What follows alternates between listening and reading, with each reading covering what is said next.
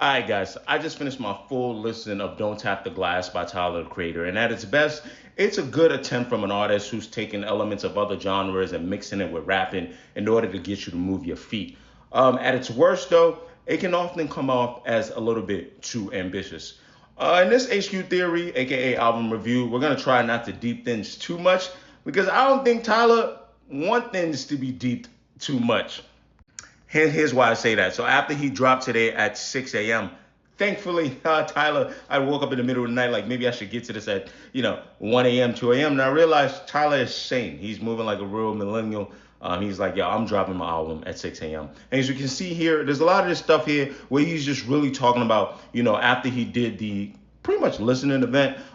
It was just about energy, and he wants people to start moving their feet again. And it speaks a lot to what people have been talking about, like this generation is scared to dance, etc. Right? And I have to be mindful. I was listening to this again that I think that's what this album is really going to be about. I first predicted he's going to be full on rapping, LL Cool J, Ludacris. I mean, it's elements of that. We'll talk about that in a second. But here's my issue theory: the records that I love, like, okay, and then the records I'm asking why. So let's start off with the records that I love, and we're going to try to move pretty fast, and then we're going to talk about the fact that some of these songs, I think if you were listening to in different elements, you'll kind of understand. Big Poe is probably my favorite record off this project, and I'm so glad that it's number one because it's an easy entrance.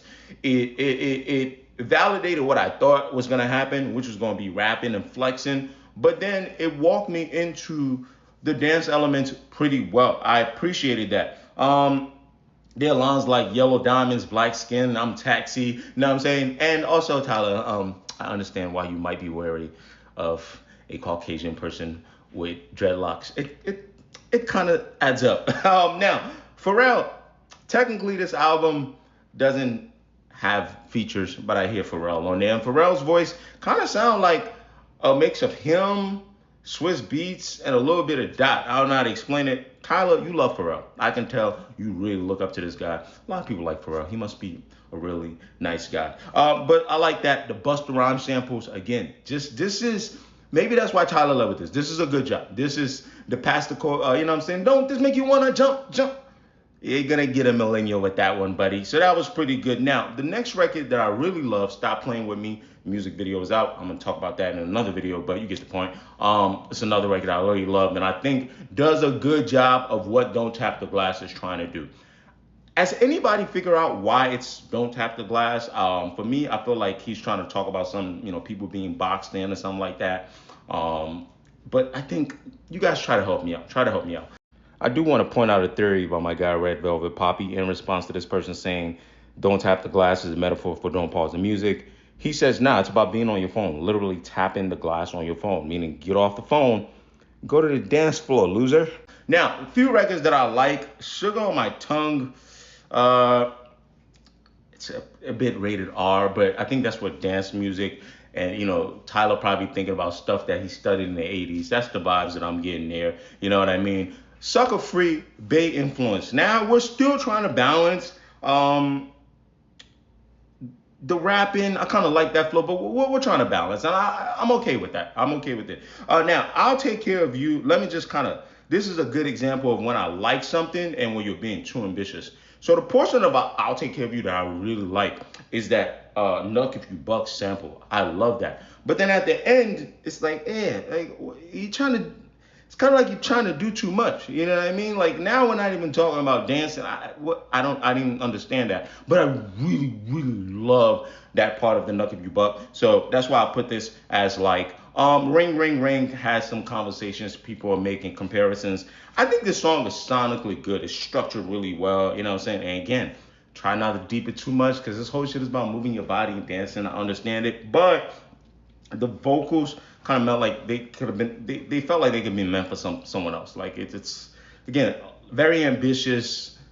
It's vocally something's going on in my hearing aids. It's missing the mark. But the structure, I get it. And for a lot of people, again, when I do my breakdowns, you may love Ring Ring, right? And it's the one that's got a lot of noise going on. People are comparing it to other house stuff. You know what I mean? Now, Don't Tap the Glass. It's the title of the project, but that song itself, it's it's an okay attempt at like meshing a rap. I hear the Luther influence. I hear the Southern influence. Baby Keem is somewhere in the background being mysterious, I guess. I really like the tweaking beat a lot. I think that's why I put this at okay. I really like it a lot. That's kind of like my biggest thing there. I think if I listen to this a lot more, I'll like it. But I didn't.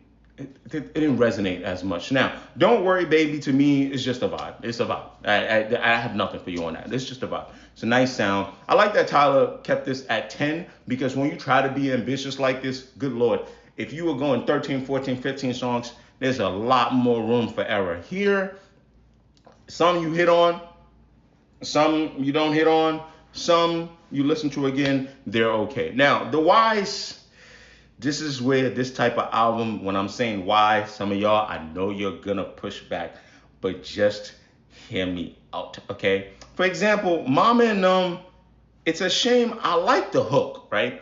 But I'm trying to figure out, maybe because it's supposed to blend into Stop Playing With Me, that's why it was necessary. But for me, I'm like, you could have did without this. Now, on a 10-track project, it's like, it was only 10 tracks. Now you're telling me, you asking why this is here, but that's where that's coming from because it just kind of felt like a tease, like it kind of like you put in there to mock someone. That's that. Okay. Tell me what it is. The reason I put why here, again, not like it's very rare for me to attack people sonically. I don't think I have a problem with the song sonically per se. I think my why is a slow and outro on this fast-paced ass dance project. Maybe you wanted to do a little contrast. Pretty okay, pretty cool. But that's how I felt about that. So anyway, all in all though, I like the vibe when Tyler's going with this. I like people to do things with reason. Meaning bro is tired of everybody standing around. He wants people to dance, wants people to move. You know what I'm saying? When I was reading the Apple intro, they talked about the party and bullshit kind of vibe from Biggie. So I get it. He wants people to have fun a little bit. So that's my theory for now. I'm sure I'll listen a lot more. Like I always give a disclaimer, all my other album reviews, I might end up liking something 4 weeks from now more than I heard it the first time. So I like this vibe. And shout out to Tyler for his hard work because on tour, still putting this out, still getting your vision out. That's commendable, right?